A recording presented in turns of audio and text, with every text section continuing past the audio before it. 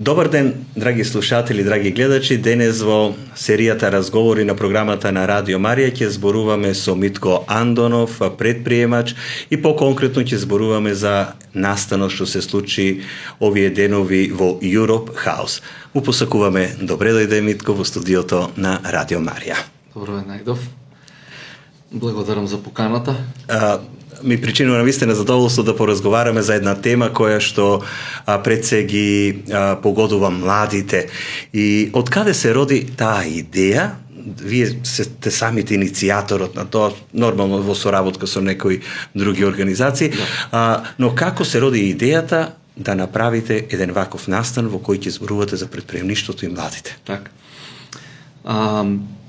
Идејата ја имам во себе повеќе време, затоа што честопати во Струмица се среќавам со пријатели, познаници кои што ќе спомнат одлична идеја за да правиме вакви настани од овој карактер, и повеќе години редовно учествувам во истиот ивент, истиот настан во Скопје во склоп на Global Entrepreneurship Week или глобална недела на претприемништвото, заедно со Стартап Македонија, или и во Штип на Универзитетот Гоце Делчев, каде што честопати гостувам пред студентите, и помислив мораме тоа да го донесеме и во Струмица, да почнеме да развиваме една идеја, една ваква тема, со тоа што оваа година како прва година каде што јас преземам иницијатива, беше помал настан и оправдани се критиките од моментално од луѓето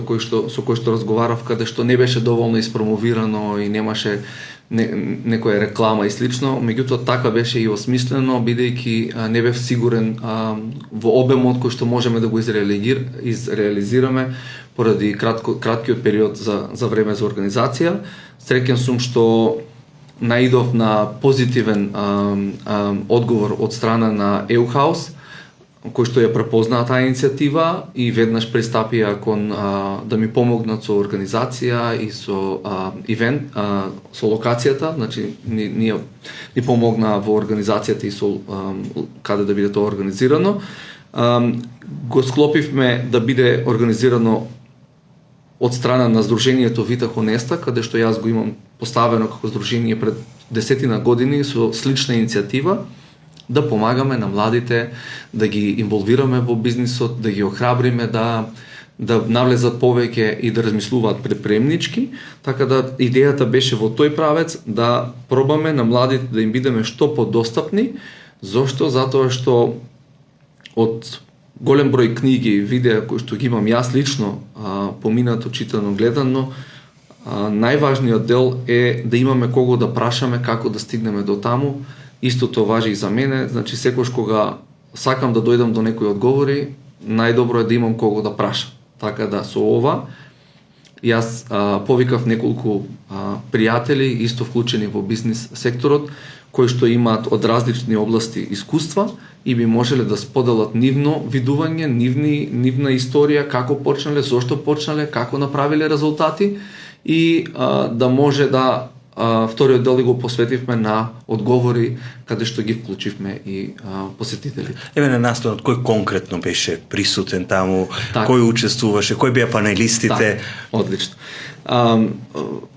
Јас настанот го организирав со прашања кои што ќе бидат во поширок обем, со тоа што оставивме малку простори да испровоцираме прашања од публиката, моите гости беа од различни домени и сектори. Некој кој го почитувам многу и има огромно искуство во делот со финансии е Николчо Митев, и честопати ми е прв кај што се обраќам, кој треба да се консултирам и во делот со финансии, со водење бизнис, има искуство работа Македонија, но и Америка и за други земји, и можеше да сподели од негово гледиште како неговото искуство во делот со бизнисите, но и како други бизниси успеале или да ги советува. Глигор Ризов е колега со кој оддамна соработуваме во повеќе сегменти.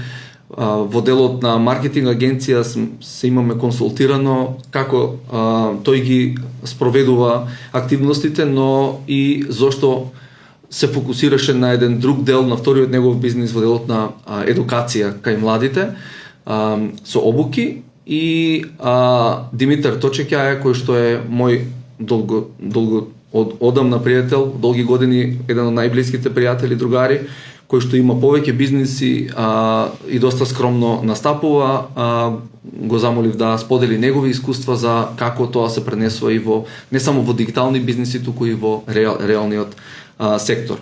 Така да сите тие споделија нивни видувања и совети зошто младите имаат тежина денес и која е нивната можност, каде ние гледаме простор за да се вклучат и да допринесат, но и да ја видат својата шанса за напредок. Ова е една идеја која што јас подолго време веќе оваа година, да кажам, ја развивам и ја повеќе детали навлегувам, односно мојот став е дека со развојот на вештачката интелигенција, компаниите, средните компании нема да можат да си дозволат да вработуваат луѓе во AI, туку ќе им бидат потребни токму млади луѓе, кај кои што решенијата на проблемите со кои што ние се соочуваме секојдневно, кај нив ќе бидат на клик. Многу брзо го видов тоа од син ми Константин, каде што нешто што мене ме мачи, тие увидуваат некој сосема друг од друга пристап, димензија, друг начин на пристап бидејќи се до решавање на проблемите. Да, во дигитално време.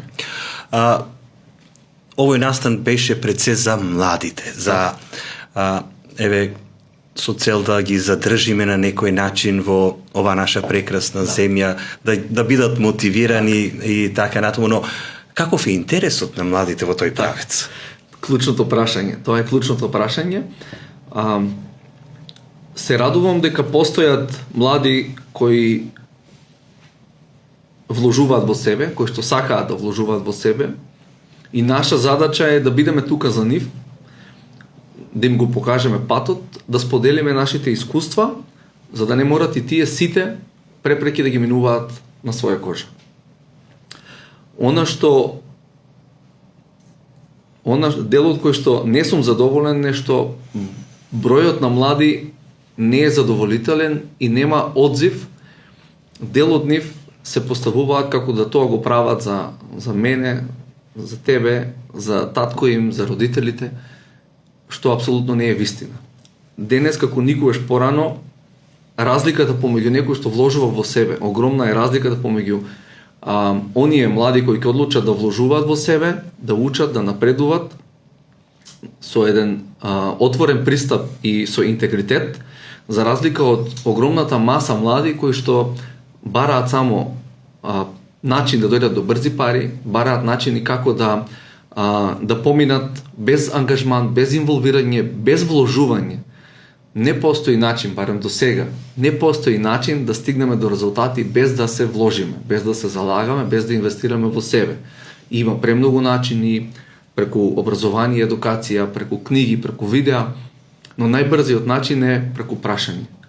Ние токму тоа сакаме да им го овозможиме на младите, да прашуваат, да бидат радознали и да треба вложување и трпение. Трпението е едно од клучните адути кои треба да го имаат младите, а после тоа ќе треба да вложуваат и да имаат вредност која што ќе се додава во бизнис секторот. Претпоставувам дека е потребно и храброст за да се започне некој бизнис така и ево најверојатно и ресурси и финанси.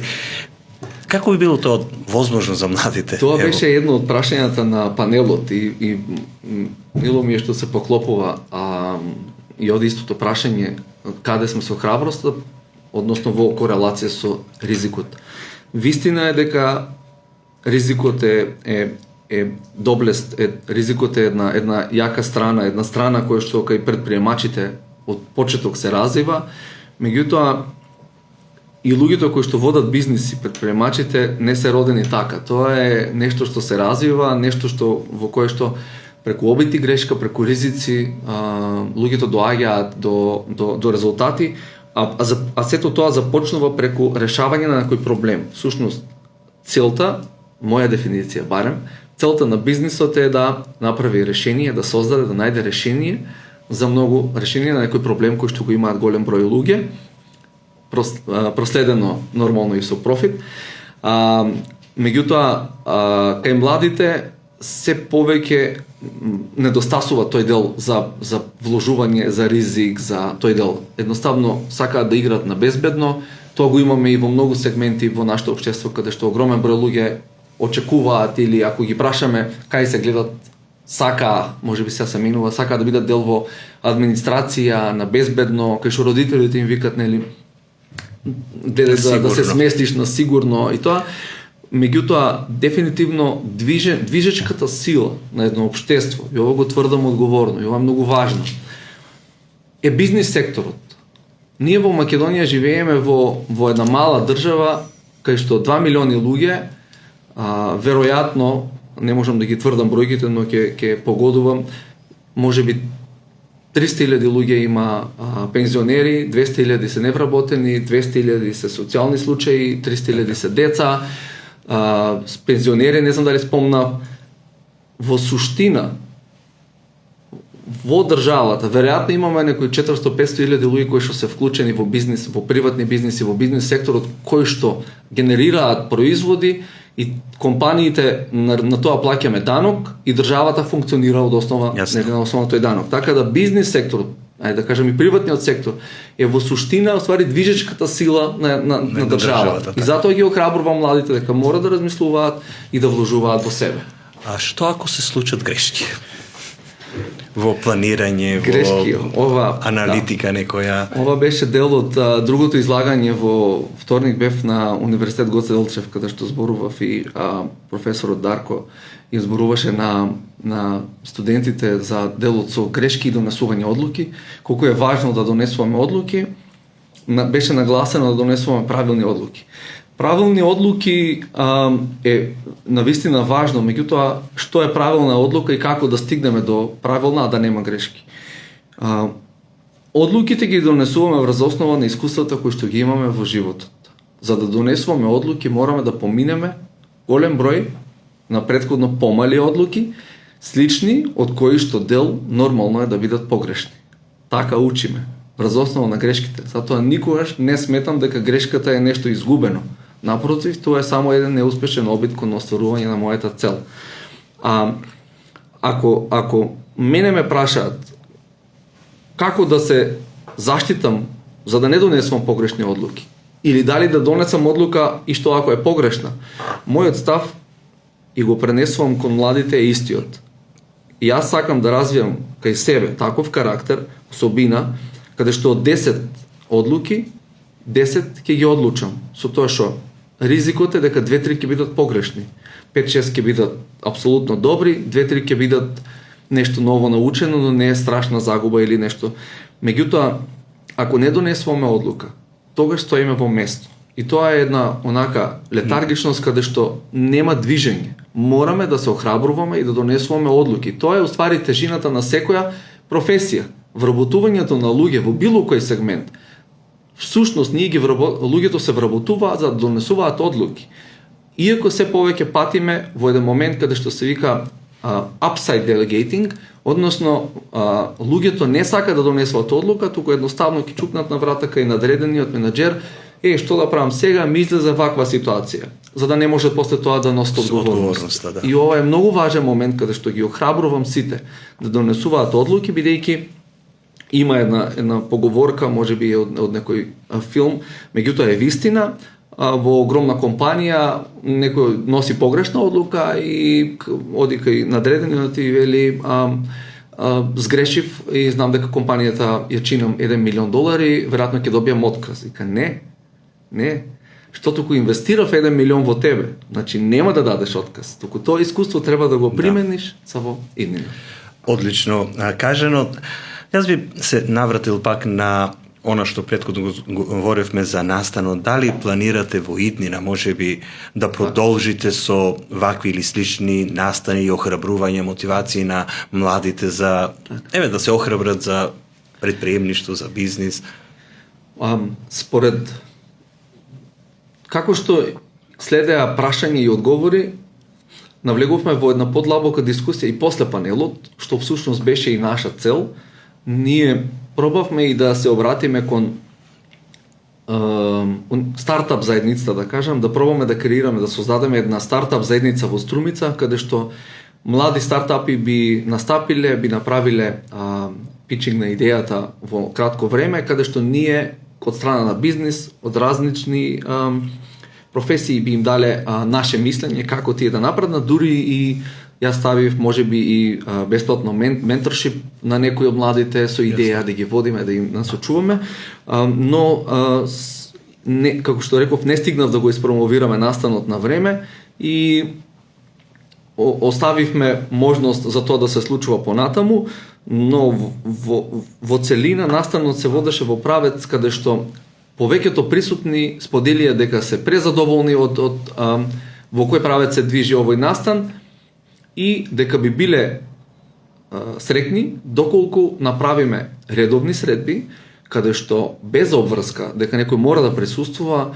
но ваков еден собир каде што ќе дискутираме, ќе отвараме идеи, ќе си помагаме на теми кои што некој ги надминал или можеме да си помогнеме. Се разменувате искуства едноставно. Да, разменуваме искуства од еден, ајде да кажам, повеќе пристап како од страна на бизнис заедница, но дефинитивно секако и отворени кон младите.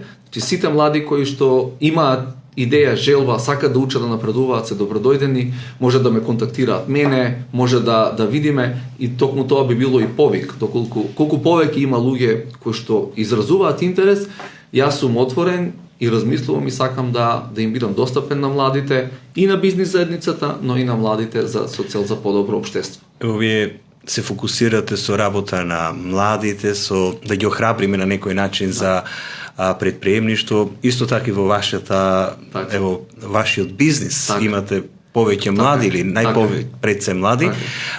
Што би им порачале на младите? Една порака до нив, гледајќи целокупната оваа ситуација во која се нашите млади?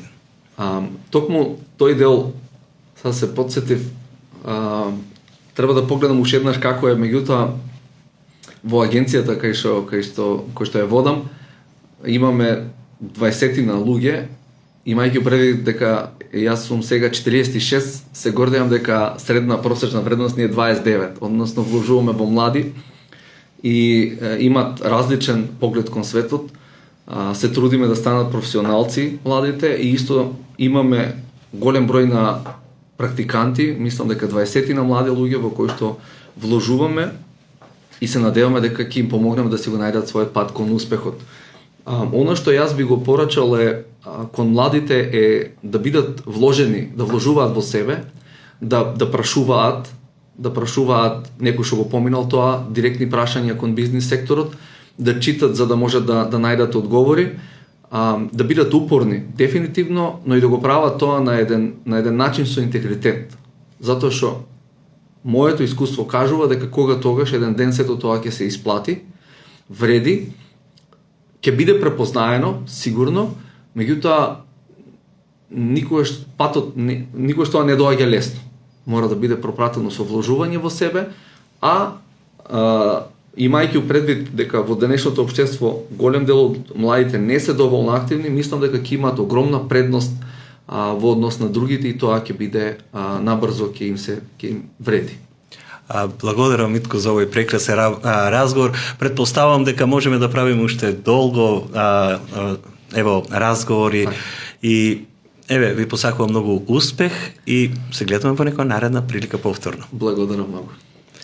Почитувани слушатели и гледачи, ова беше нашиот разговор со Митко Андонов. Се надевам дека успеавме да ја приближиме проблематиката со работата со млади и нивното ангажирање во предприемништвото.